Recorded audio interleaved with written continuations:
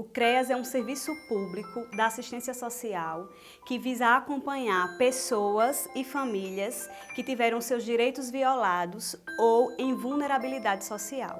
A campanha do 18 de maio, ela acontece em função do caso Araceli, em Vitória do Espírito Santo, onde, com 8 anos de idade, Araceli foi sequestrada, estuprada e teve o seu corpo incendiado. O corpo foi encontrado pela família apenas 6 dias depois. Como foi um caso de alta repercussão, a partir dessa história, no dia 18 de maio, a gente busca lutar e refletir sobre esse tipo de violência que continua acontecendo com as nossas crianças e adolescentes. O que é o abuso e exploração sexual? É muito difícil trabalhar com crianças que sofrem abuso sexual, porque a primeira coisa que a gente precisa fazer é desmistificar, tanto com a criança como com a família, o que é o abuso, o que configura esse abuso. Porque o conhecimento popular acredita que abuso sexual é apenas quando há conjunção carnal. E isso não é verdade. O abuso sexual acontece em toda situação na qual a criança é colocada em situação que ajuda a florescer a sua sexualidade e que não é indicada para a sua idade. Então, todo o conteúdo sexual que não é indicado para a idade da criança, para aquela faixa etária da criança, e ela está sendo colocada diante desse conteúdo, isso já configura o abuso sexual. Já na exploração sexual, ela ocorre quando a pessoa busca alguma vantagem utilizando da situação com a criança que está em situação de abuso. É importante dizer também que independe da criança ou do adolescente aceitar ou não vivenciar esta relação. O adolescente com 14 anos, ele pode sim dizer que quis a relação, mas ainda assim, na lei, é considerado crime.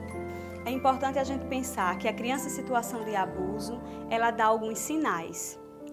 Alguns desses sinais são fáceis da gente identificar no nosso cotidiano. Então, para aqueles que conhecem a criança, essas mudanças de comportamento podem e devem chamar a sua atenção. Entre eles estão muita sonolência ou, se a criança tem um padrão de sono que já era positivo, ela começa a ter insônia. Dificuldade de se relacionar com as pessoas da família, apego excessivo a um ente da família ou repulsa extrema a esse ente da família, dificuldades de aprendizagem. A criança era uma criança antes calma e agora ela se tornou excessivamente violenta, ou era uma criança muito extrovertida e passou a ficar tímida e não querer mais conviver e querer ficar no cantinho dela. E são mudanças significativas porque a criança se modifica de um padrão de comportamento que ela teve durante um bom tempo da vida para um padrão de comportamento que é totalmente o oposto daquele que ela tinha antes.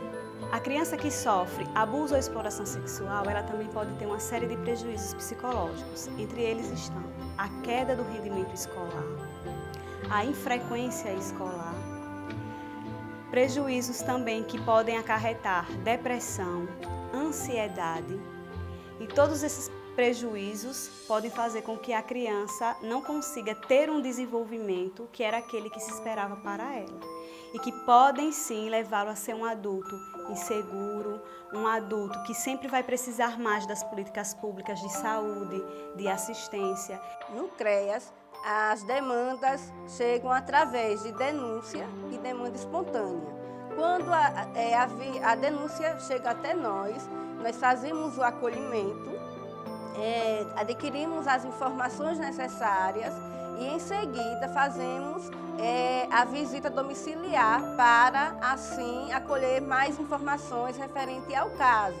Nós trabalhamos em rede. Acionamos o Conselho Tutelar para juntos fazermos os devidos encaminhamentos para que assim a vítima possa superar essa violência.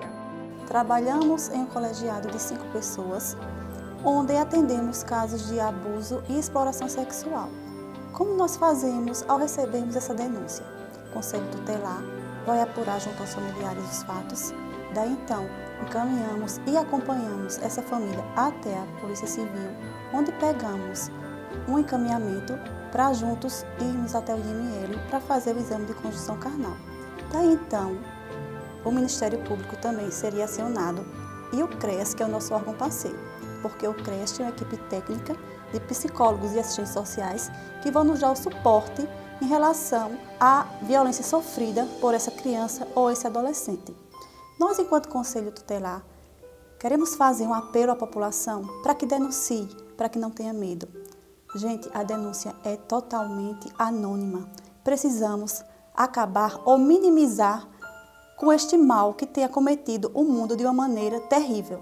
Quando a criança está correndo risco, dentro de casa ou na comunidade, o Conselho Tutelar aciona o Ministério Público para que o mesmo solicite a medida protetiva. Essa consiste na retirada da criança para uma família extensa, se for o caso, ou para um abrigo. Então é importante a gente cuidar dessa criança e desse adolescente, prevenir essas violências ainda na infância, porque quando a gente previne, quando a gente cuida no início, a gente economiza recursos que seriam gastos no futuro. E tem adultos mais maduros, adultos mais seguros e mais produtivos e felizes.